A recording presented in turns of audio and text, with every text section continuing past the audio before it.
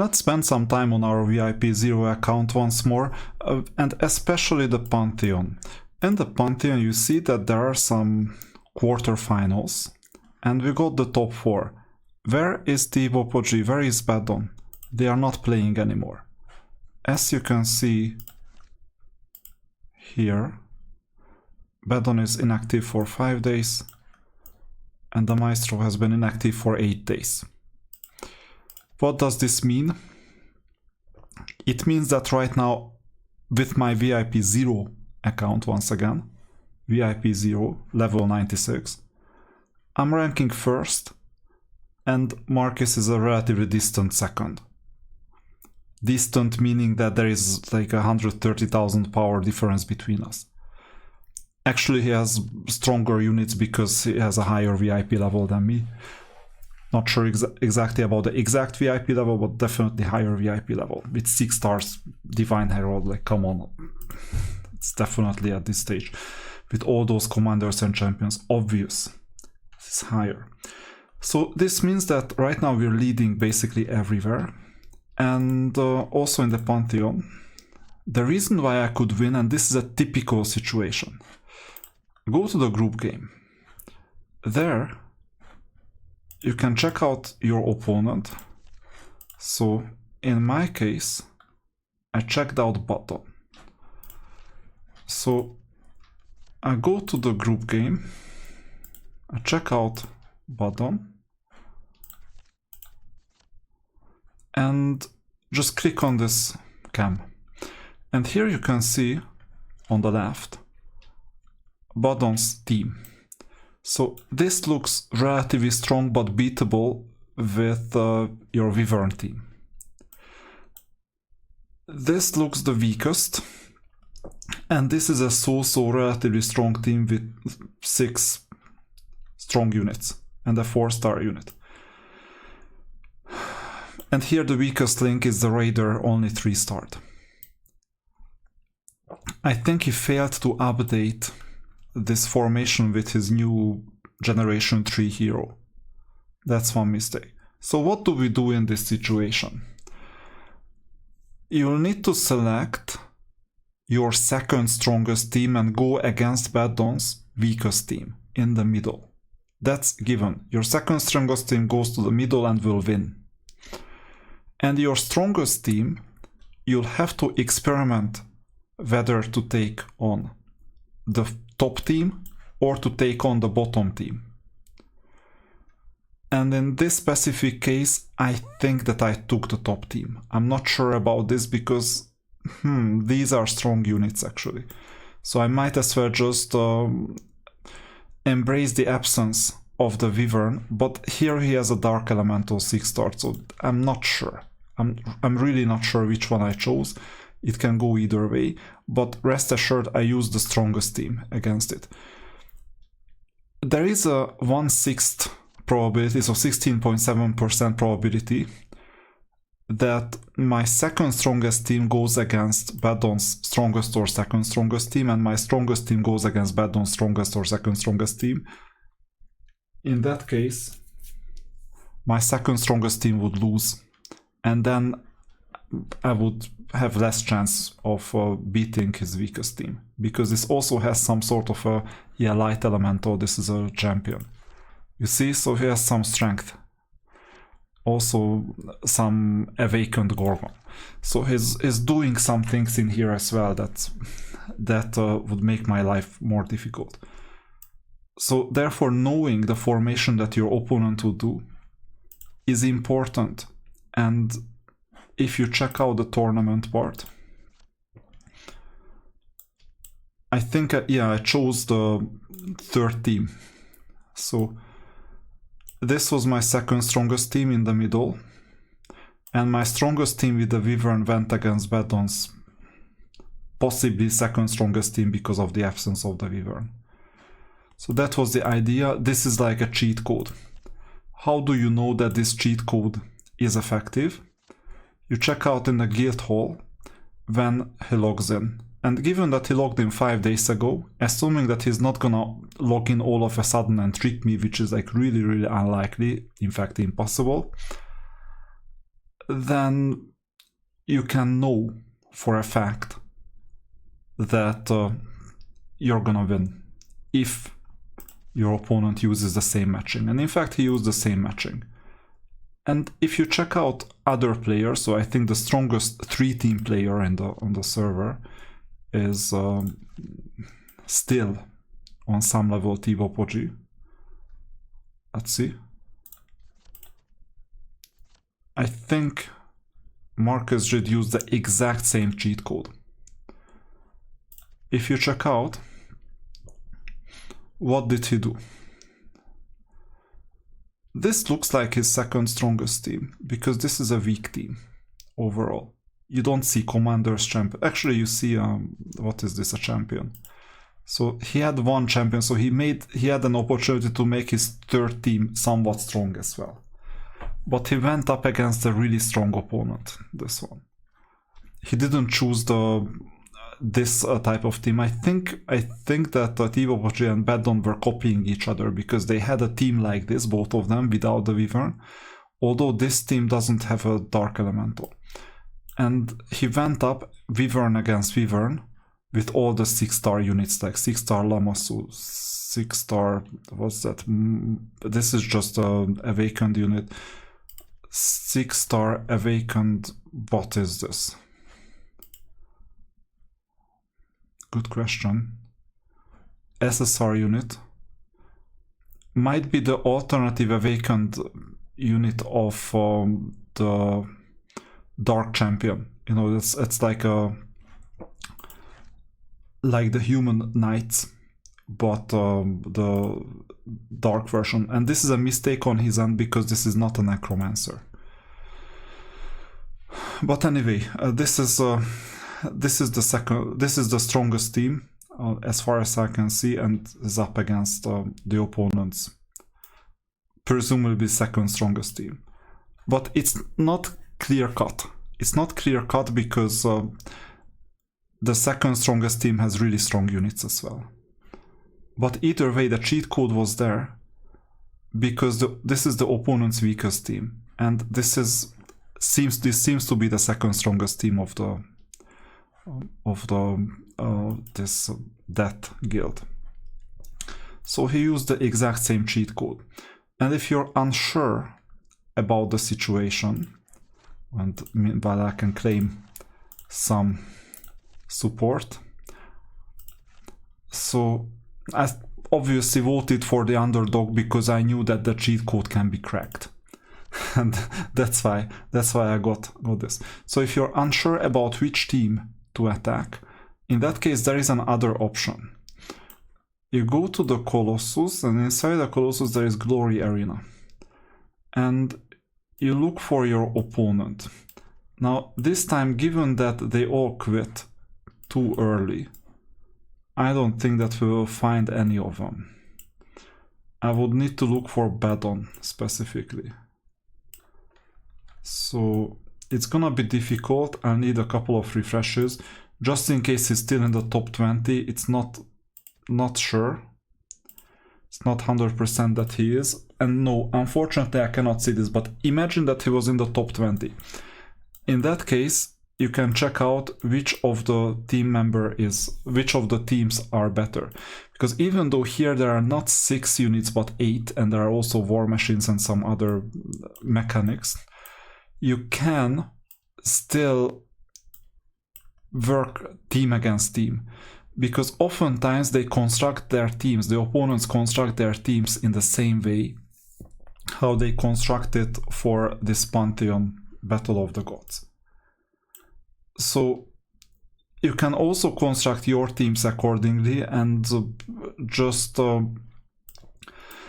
attack them a couple of times. You know that you can attack, for example, a unit lower than your rank, and the battles will be simulated as well. And just get some extra information on how your units behave against the opponent's units. If it's a clear win, then you know that even with the removal of those 2 units, not much would change. And in fact, you can dig a bit deeper and check out which units dealt damage, which units did what. If it's a close call, In that case, I would examine those 2 units, how much they add to the mix. And if you lose, then you know that you would need to try out something else. Because this game mode really teaches everyone that you can beat a stronger opponent if you use the exact team order. Because there is a strongest, second strongest, third strongest. You need your strongest team to beat the opponent's second strongest team, and you need the second strongest team to beat the opponent's third strongest team. This is a 16.7% probability in terms of a random layout. And if you get that cheat code, that 16.7% probability, you greatly increase your chances. If your opponent doesn't change their formation, in that case, that cheat code is easy. In case your opponent is capable of adjusting to your team, in that case, a leveling war begins. And in case of leveling wars, it's like level 1 players see their own strength and just act based on it. Level 2 players see what their opponents have currently and they act according to it. This is what I did. This was level 2 play. I checked out what my opponent was capable of in the group game. I checked their exact formation, so bad on. It's quite easy to check the formation by clicking, for example, here. See first team, second team, third team, and I assume that they would not change. This is level 2. You assume that this is the opponent and you just work based on that. Level 3 is interesting. Knowing what you now know and knowing that your opponent is capable of changing their formation, given your current setup, given your current teams, how would your opponent rearrange their teams to beat you? And you need to beat that formation. So then you check out your own formation.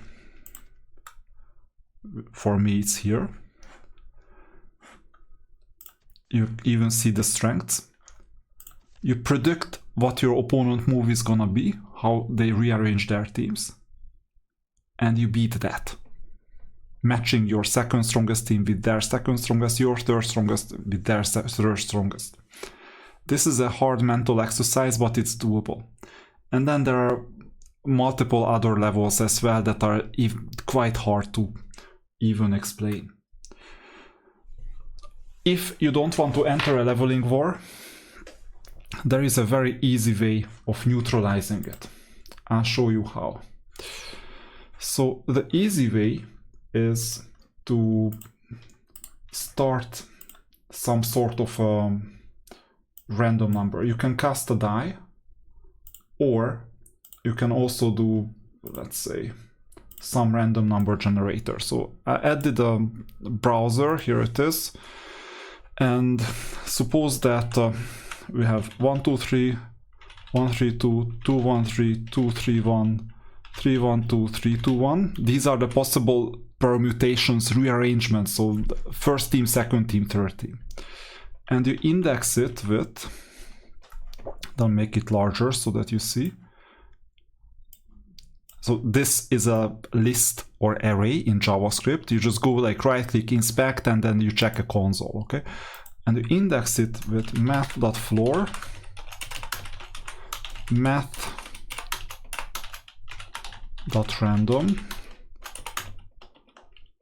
times 6.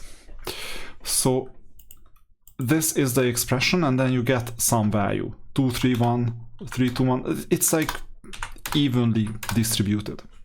Now suppose that I do this. So now I got 1, 3, 2. What does this mean? I swap the second and the third team.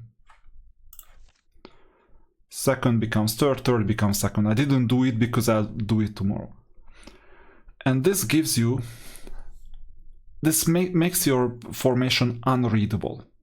Literally unreadable. The opponent will have no idea what your order is gonna be, because you don't know it either before the last minute. You either change your formation or you don't. You generate a random number and you leave the rest up to chance. it's not possible to exploit this strategy. This is a game theory optimal strategy, unexploitable strategy, assuming that your opponent is capable of moving their formation. Obviously, an exploitable strategy, when you know the opponent's strategy, exploits that weakness that you know your opponent's strategy. In that case, an exploitable strategy wins over game theory optimal. But if you do a game theory optimal strategy, it is also an unexploitable strategy. An unexploitable strategy cannot be exploited with any leveling wars. So if you want to defend your formation against a thinking opponent, but you don't want to think too much, just randomize the formation and good luck. If you want to think a bit more about it, then rearrange your teams, because it might happen that there is a specific change in a team formation, like strengthening your second strongest team or strengthening your strongest team, depending on what the situation requires, because different opponents have different team strengths. Once I won a full battle of the bots against Team Oppogi by strengthening my second strongest team and relying on my Wyvern to deal most of the damage in the strongest team, and still being strong enough. I barely but won the strongest team battle, and I barely but won the second strongest team battle. But had I not made the change of strengthening the second strongest team in between the semifinals and finals, I had like 2 minutes or 5 minutes to make that change. If I hadn't done that, I would have lost. That's competitive play. So hopefully that explained what's going on. Never underestimate your opponents, because even an opponent who is like, you see 7.6 million, I have like 9.6 million. You see like 2 million extra power, approximately 20%, more than 20% extra power. They can still beat you if they crack your code. If you want to minimize the chance of this happening, you can randomize your team, or you can bulletproof yourself by making sure that your second strongest team beats the opponent's strongest team, and your third strongest team beats your opponent's second strongest team. For that, what you can do is sacrifice some covenants and get some more level 3 commanders, champions, possibly divine heralds, but rather just commanders, champions, and get a second team, potentially get sooner or later a third team as well, of different guilds. What are guilds? That's something that you know already, possibly. Here you go to guild, order, chaos, strength, life, and death. These are the 5 guilds. And just have 3 teams in the long run. I didn't do that, so I paid a big price in the Pantheon for it, because I went all in on my number 1 arena team. And that's something that you can see in the defense. This is a conscious choice that I made, and the reward is that I'm first in the arena. This is a 5-star battle angel. This is a 4-star judicator, will be 6 stars sooner or later. 4-star sister, only 3 stars. And obviously I got this for free. I don't have any other commanders champions. I'm lagging behind big time, yet I'm still first in the arena. For now. For how long, I have no idea. So I'm very far from finished in this account, because there are quite a lot of things to do still. Given that I inherited the guild, I changed my name, obviously, to reflect a new story. I might even change the team to Foundation or Flag, who knows, Foundation for Law and Government. And I'll be in the game until at least level 100. And then we will see if I retire this VIP 0 account. But there are still some things to do. Most likely what I'll do is I'll check what I can do in like 10 minutes a day max how much I can keep up with others. That's also an interesting challenge to explore. So there are quite a lot of things to do in this account, so the story is not fully finished.